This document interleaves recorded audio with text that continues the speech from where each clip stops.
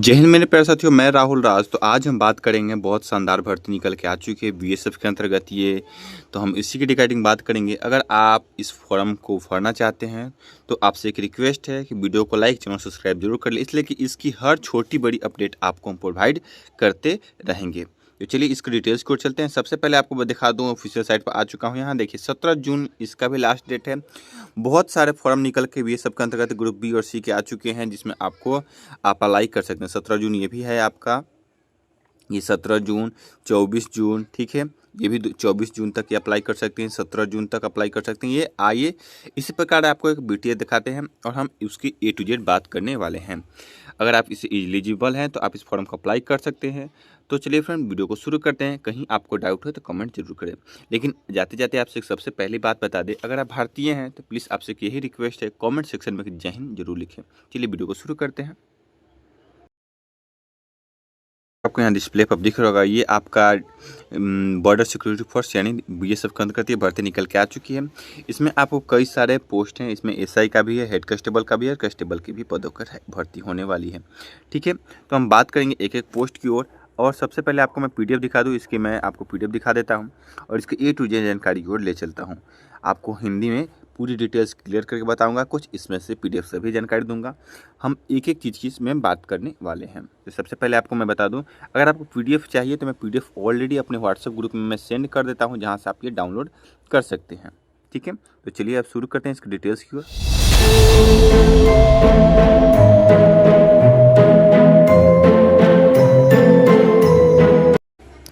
आइए फ्रेंड, अब बात करते हैं। देखिए सबसे पहले होगा कि आपका अप्लाई डेट 1/6/2024 से शुरू हो जाएगा और अप्लाई अंतिम तिथि क्या रहने वाली है, आपको 30/6/2024 तक ये अंतिम तिथि रहने वाली है। ठीक है, और ये अगर आपका पेमेंट इस किसी कारणवश फंस जाता है, ये बात हमें बार बार बताता हूँ, तो उस कमेंट को और ध्यान से पढ़ लीजिएगा और ठीक से पढ़ लीजिएगा कि आपका अंतिम डेट से किसी किसी में एक्स्ट्रा देता है और किसी में आपको उसी दिन तक रहता है। देखिए इसमें आपको 30/6 तक ही आपका अंतिम डेट है पेमेंट करने का।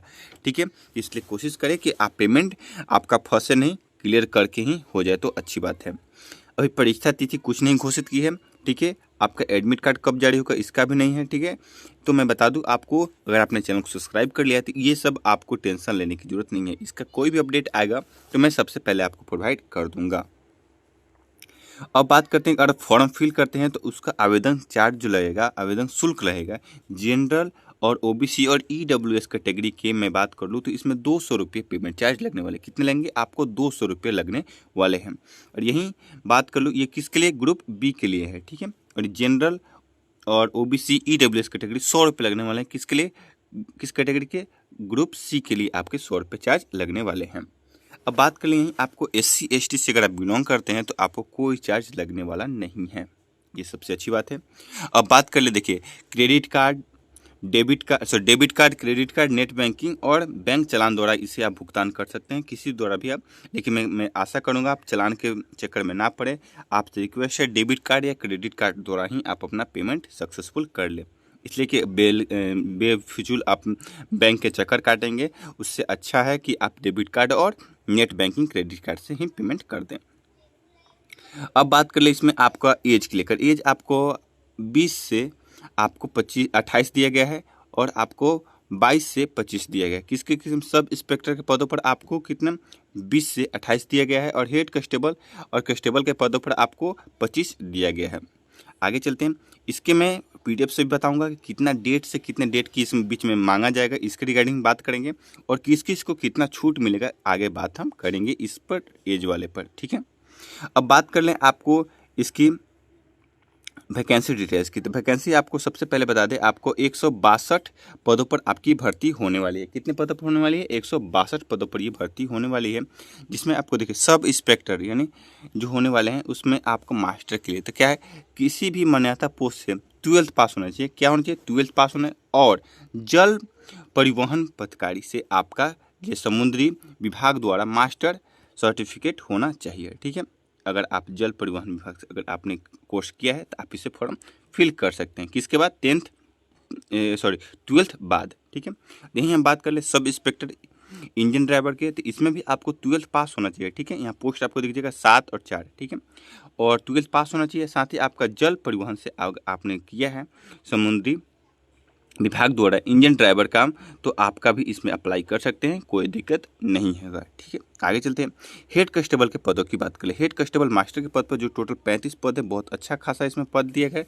इसमें आपको क्या लिखा गया, किसी भी मान्यता पोस्ट से, किसी भी मान्यता बोर्ड से आपको 10वीं पास होनी चाहिए, ठीक है। लेकिन इसमें आपको एक रिपोर्ट क्या बोलते हैं, इसमें एक्स्ट्रा क्वालिफिकेशन क्या है, इसमें एक आपको शेरैंग सर्टिफिकेट आपका होना अनिवार्य है। अगर आप शेरैंग सर्टिफिकेट है तो आप इसे अप्लाई कर सकते हैं। आगे बात की हेड कांस्टेबल इंजन ड्राइवर की ओर से, ये भी आपको 10 पास है। साथ ही दूसरे नहीं मतलब यानी 2 वर्षों का लिखे इंजन जो चालक है उनके प्रमाण पत्र होना चाहिए, ठीक है। उसका आपका एक्सपीरियंस सर्टिफिकेट होना चाहिए।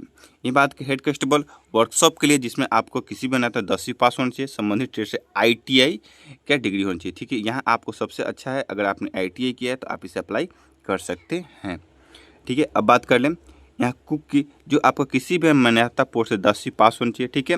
नाव चलाने और की तकनीकी के 1 वर्ष का आपका अनुभव होना चाहिए। ये अगर आपने मर्चेंट नेवी वगैरह से अगर आप कोर्स किए हैं तो आप इसे अप्लाई कर सकते हैं। आगे चलते हैं। अगर आपको ये PDF चाहिए तो मेरे व्हाट्सएप ग्रुप में मैं ज्वाइन कर लीजिए, वहाँ मैंने PDF सेंड कर देता हूँ। आप अपने कैटेगरी आप इसमें सीट देख सकते हैं। एक एक सीट करके बताऊँगा तब वीडियो लंबा हो जाएगा, इस कारणवश से मैं आपको ये डिटेल्स नहीं देता हूँ, ठीक है।